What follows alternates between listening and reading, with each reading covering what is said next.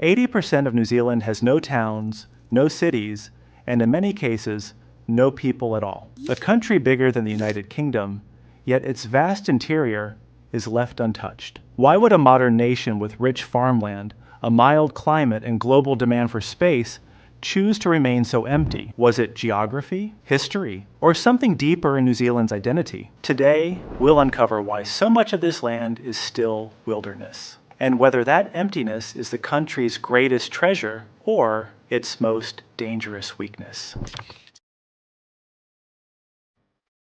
New Zealand sits at the edge of the world. It is one of the most isolated nations on Earth, surrounded by thousands of kilometers of ocean. Flying from Europe or North America takes 18 to 22 hours. Even Australia, its closest neighbor, is 3 hours away by air. This remoteness shaped everything. Populations grew slowly. Trade networks were limited. Immigration was a trickle compared to the great waves that filled America or Australia. Geography set the stage for emptiness. But to truly understand why New Zealand is the way it is, we have to look further back to the people who first discovered these islands. According to tradition, the explorer Kupe was the first to reach these shores, guided by the stars and ocean currents. Around the 13th century, Polynesian navigators settled here permanently, becoming the Maori. They built communities along coasts and rivers, fishing and farming where land allowed. Their culture and worldview shaped New Zealand from the start. Yet even then, the vast interiors like mountains, forests, and volcanic zones remained largely uninhabited. The Maori influence still runs deep today in names, traditions, and guardianship of the land, but their story would change dramatically with the arrival of Europeans.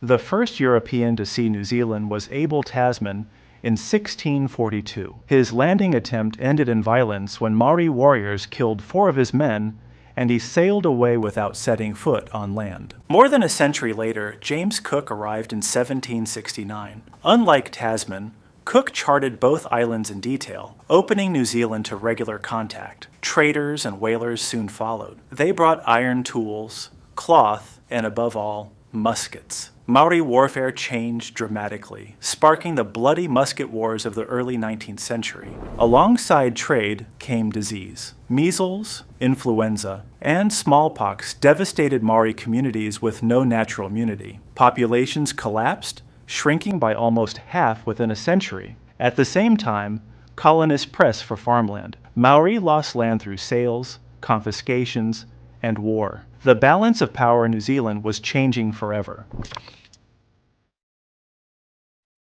By the mid-19th century, New Zealand was moving toward coexistence. The Treaty of Waitangi in 1840 formalized relations between Maori and the British Crown. It was not always honored and tensions lingered, but the idea of partnership grew. Communities began living side by side. Coastal towns developed into ports and cities. Sheep farming expanded inland. Still, large tracts of wilderness were left untouched. Peaceful coexistence was easier along the coast than in the harsh mountain heartlands. Communities settled, towns grew, but still most of the land remained wild. And the reason was simple: New Zealand's geography. Look at a map, and the emptiness makes sense. New Zealand is dominated by mountain ranges like the Southern Alps, dense forests, and volcanic terrain. Flat land is rare, mostly limited to the Canterbury Plains and a few coastal regions. These became the natural sites for towns and farms. The rest of the land, which is highlands, fjords, glaciers, was simply too rugged. Unlike America's wide plains or Europe's river valleys, New Zealand never had vast, easy land to fill. Roads are hard to build across steep terrain. Farming is limited to valleys and plains. Natural disasters like floods, earthquakes, and landslides are constant risks. These were natural limits that remain today.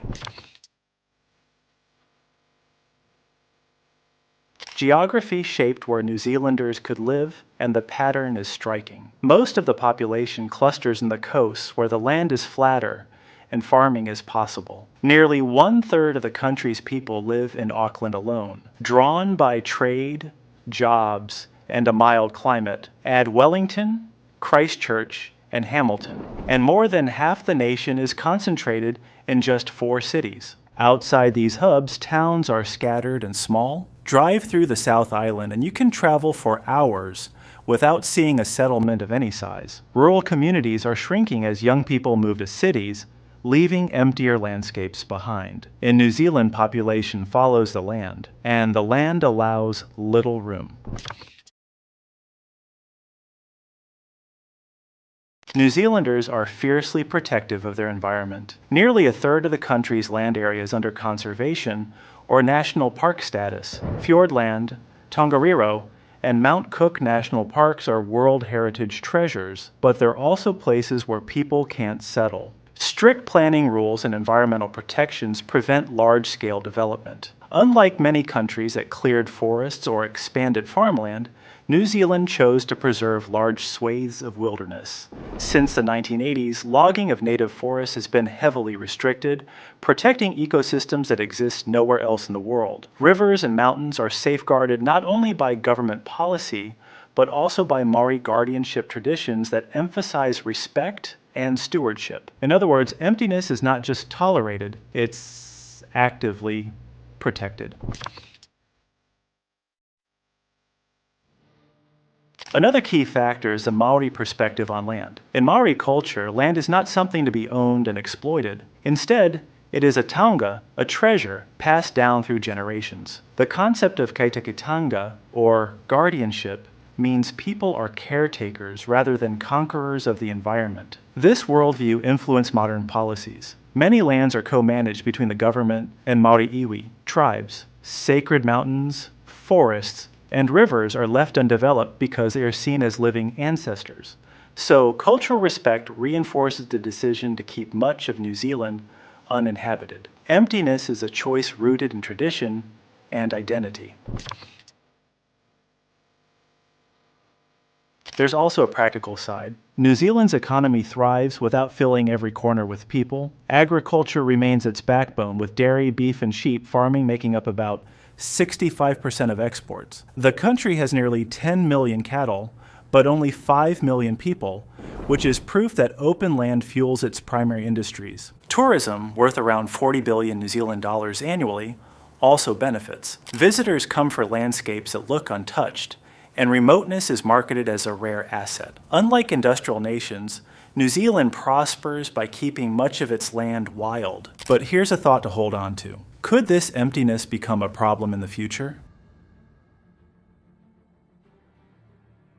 An underpopulated landscape brings challenges. Infrastructure is costly when towns are far apart. Broadband, healthcare, and transport in rural areas lag behind urban centers. Many young people leave smaller towns, leading to brain drain. There's also a strategic concern. A sparsely populated country is harder to defend and more reliant on alliances like ANZUS. As global powers eye the Pacific, New Zealand's emptiness could raise questions about sovereignty and security. On the flip side, immigration could help fill the gap. But New Zealand has carefully managed migration to preserve social cohesion and protect its environment. That choice limits population growth as compared to other nations.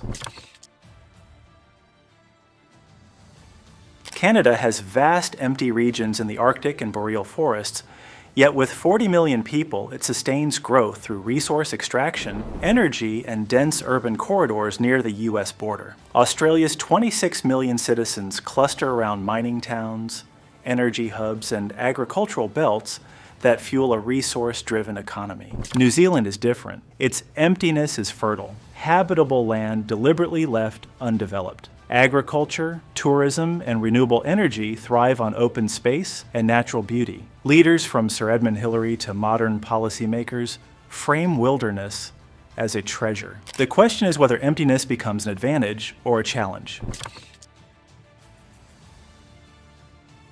So what does it mean that 80% of New Zealand remains empty? On one hand, it preserves some of the most pristine ecosystems on Earth. Future generations get the chance to hike through wilderness and encounter rare species like the kiwi and the kakapo. The emptiness is also a global brand. New Zealand markets itself as 100% pure, attracting millions of tourists each year who want to see nature in its raw form. On the other hand, emptiness poses difficult questions about growth. With global climate migration accelerating, New Zealand may one day face pressure to host more people. Vast open land could be an asset for expansion and resources, but it could also be a liability. Underpopulation makes infrastructure costly, weakens defense capacity, and leaves rural communities struggling. The challenge is whether to preserve emptiness forever or strategically fill it. Either way, the truth is that New Zealand's emptiness is both its strength and its dilemma. So the next time you see sweeping drone shots of mountains and valleys in New Zealand, remember, most of that space has no people. And maybe that's exactly how New Zealand wants it. If you found this breakdown fascinating, don't forget to like, subscribe, and share this video because we'll be bringing you more deep dives into the world's hidden stories very soon.